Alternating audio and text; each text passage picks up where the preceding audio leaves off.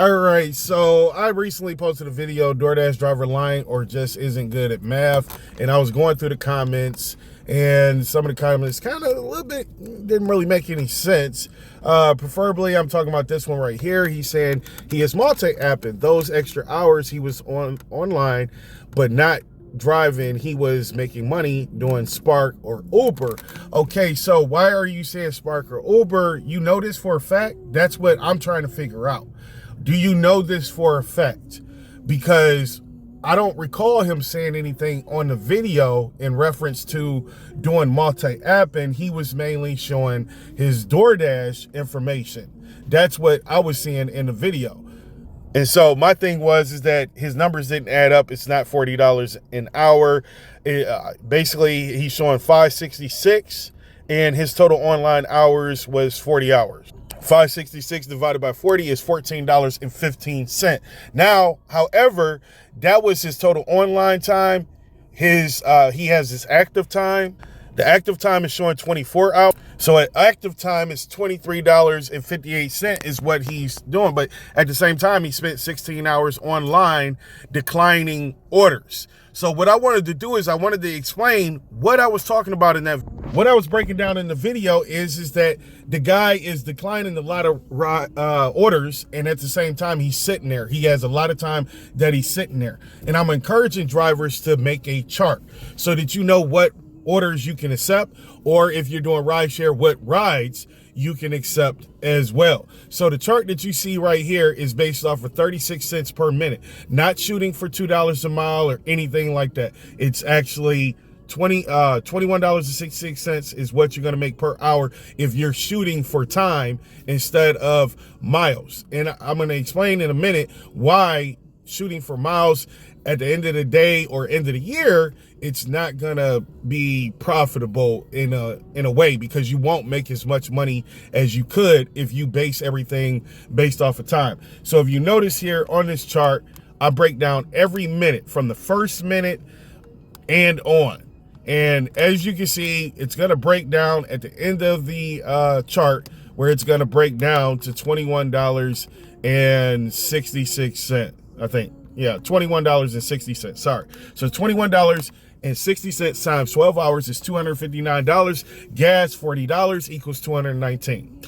So 219 times 7 equals $1,533 after gas. For 4 weeks, that's $6,132 a month. After the gas expense, you're left with, in a year, $73,584, but your spend on gas would be $14,600. So you're basically, based off of, if you base everything off of time, you're doubling the cost of your car. You're doubling the cost of your car.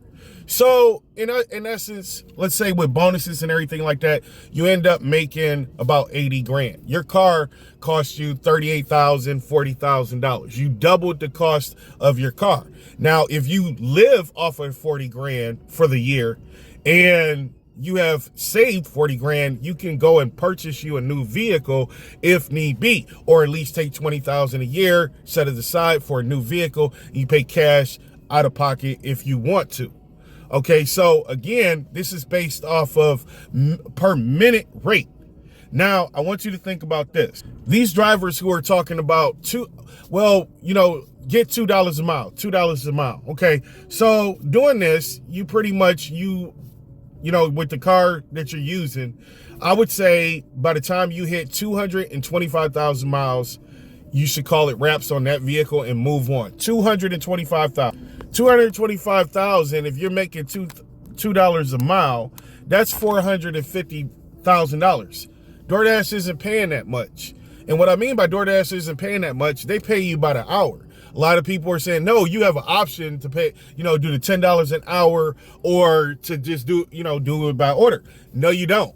They've always been paying drivers by the hour. They just manipulated you guys into thinking that you can take a different option.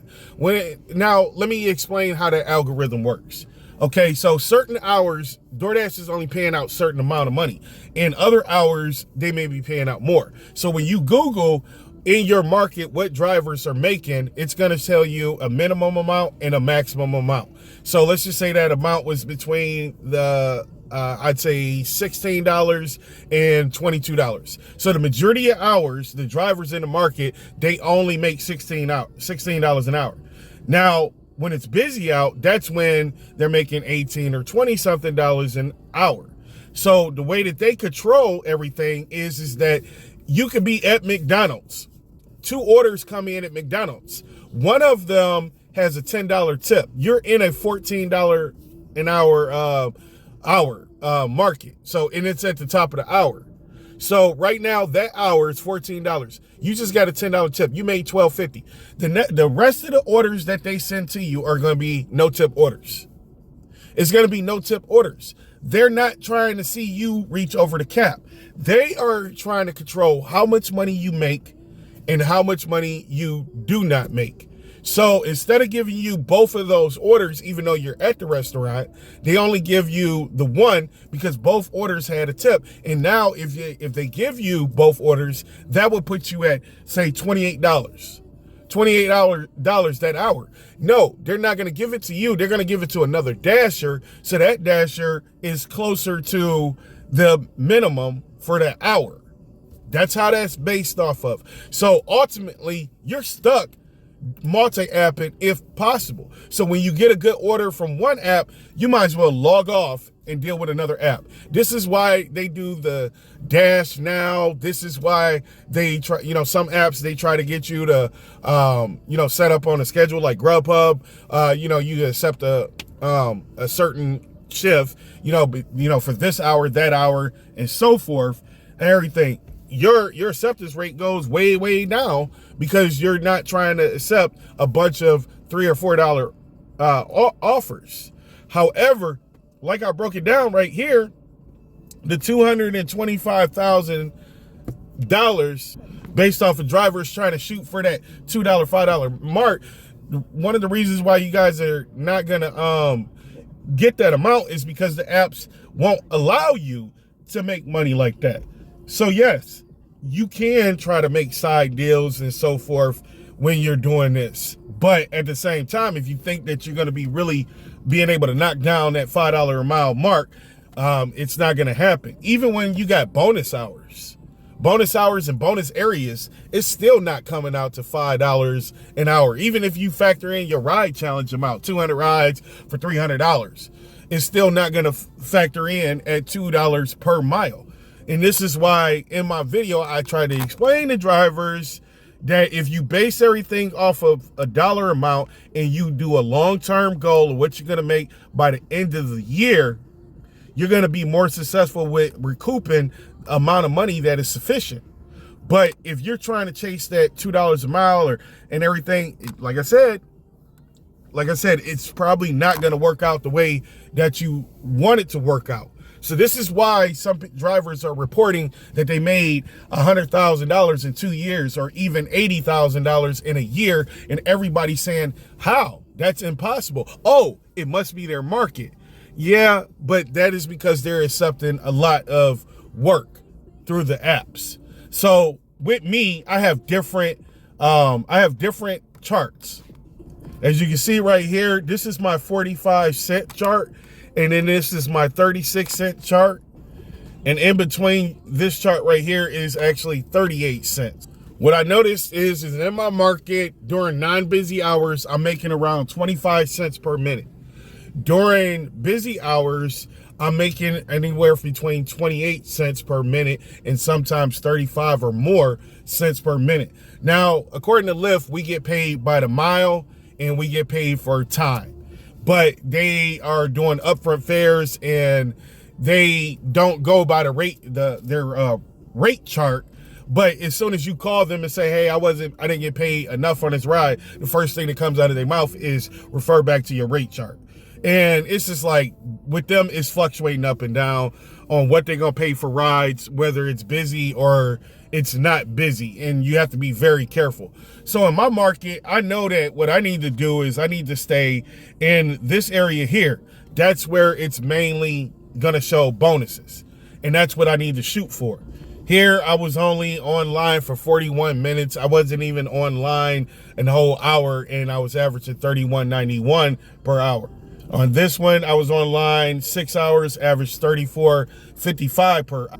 So here you see earnings hours, and throughout the week, except for Tuesday, there are hours where Lyft is paying a little bit more for ride. So I can use my 45 cents an hour per minute chart during that time. But some of the order rides, they're actually not going to pay out around that amount.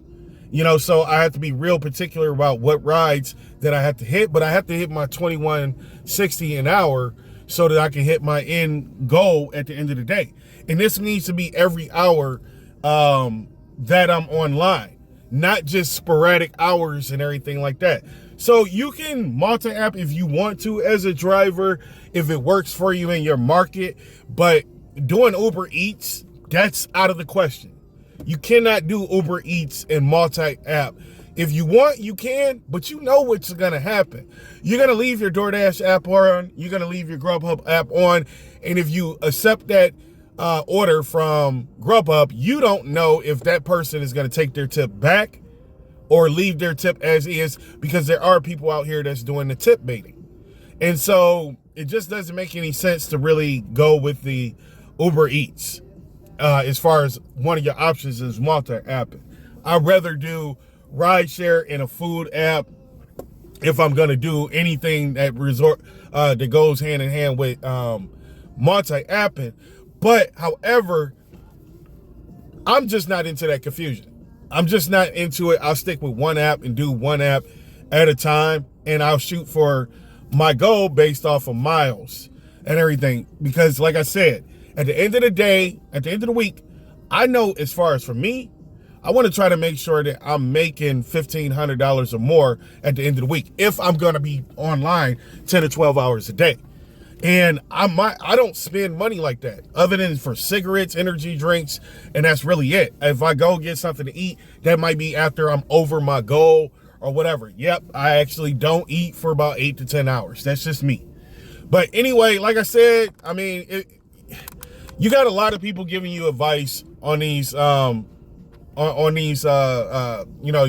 and everything, so you can decipher between what you want to watch and what you don't want to watch. You can decipher between who you want to listen to and apply their knowledge, or you can choose not to.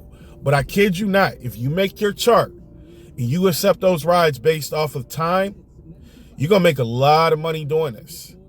But you're gonna need to make sure that you're also positioning yourself inside of your markets as well, to where you're gonna be able to maximize the most amount of bonuses. That's why I try to position myself where I have this area over here. I try to position myself there because I know throughout the day, a lot of bonuses are gonna hit, and I can have bonuses on almost every ride that I accept. Now, at some point, those areas grow smaller. Sometimes the amount as far as the bonus will get bigger, but I know that when I'm over in this area, it's really slow and it's never any bonuses.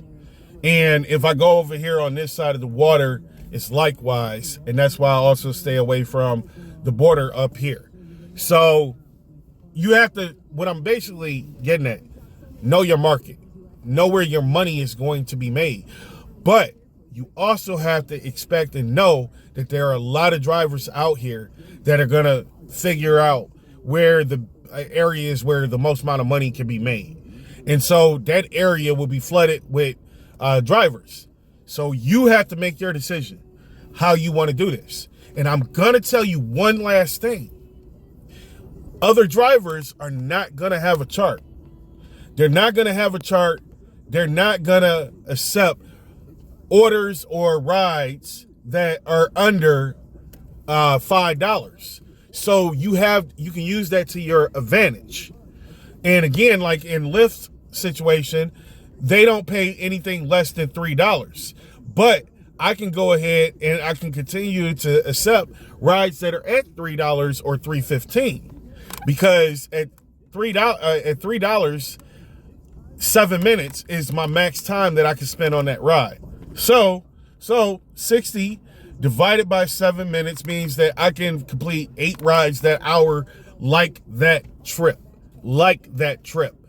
And if I'm completing those 8 rides, so let's just take the 8 rides that I'm completing and multiply that by $3. I'll actually end up making 24. Now, we do need to take off one ride because 9 out of 10, wait times and all of that stuff or whatever, then I'm not going to end up getting 8.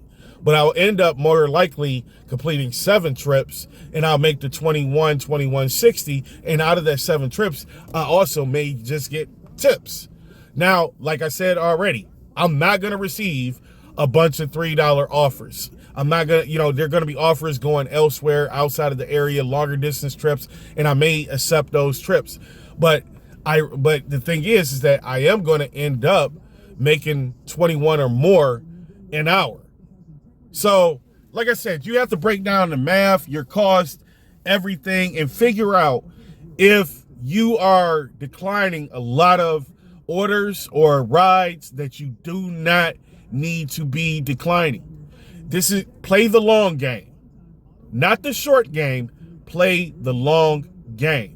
If you play the long game, you make a lot of money that year. You play the short game, you're going to spend a lot of your time sitting around. Please, I thank you for watching. Like, share, and subscribe, and I'll see you on the next.